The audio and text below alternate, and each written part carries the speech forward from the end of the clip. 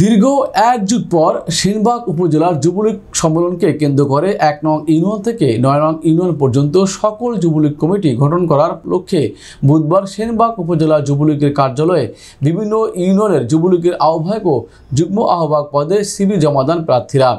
সেনবাগের ৪ নং কাদরা ইউনিয়ন আওয়ামী যুবলীগের আহ্বায়ক প্রার্থী আমির হোসেন ভূঁইয়া, উপজেলা যুবলীগের আহ্বায়ক সাইফুল ইসলাম বাবু, যুগ্ম আহ্বায়ক গিয়াসউদ্দিন জীবনের কাছে জীবন বৃত্তান্ত জমা দেন।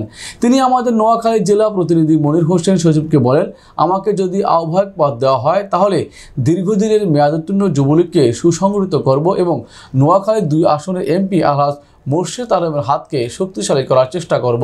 তিনি তার মরহুম বাবার কবর জিয়ারত ও মায়ের দোয়া নিয়ে জীবন বৃত্তান্ত জমা দেন।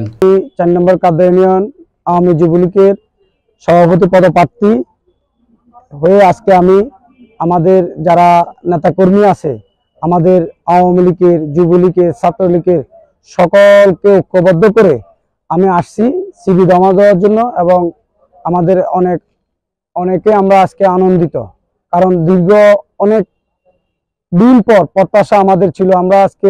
আমি নিজেও আজকে ১৫ বছর এই একটা কমিটির জন্য আমি কাজ করতে আসছি ৪ নম্বর কাদরা ইউনিয়নের।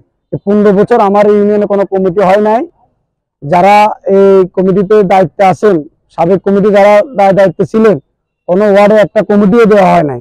যাক, অনেকদিন পর আমি আমার ৪ নম্বর কাদরা ইউনিয়ন যুবলীগের পক্ষ থেকে সেনবাগ উপজেলার আহ্বায়ক, সংগ্রামী আহ্বায়ক সাইফুল ইসলাম বাবু ভাইকে আমার পক্ষ থেকে আন্তরিক ধন্যবাদ জ্ঞাপন করি। উনি খুব রিসেন্টলি যে সুন্দর একটা সাংগঠনিক রুলস মেনটেন করে যে সবাইকে সিবি আহ্বান করেছেন, আমরা আনন্দিত হয়ে সবাই সিবি আহ্বান করে আমি নিজে সিবি জমা দিছি। তো আমি আপনাদের সবার কাছে একটাই চাওয়া, আমার আপনাদের দোয়া চাই, আপনাদের ভালোবাসা চাই।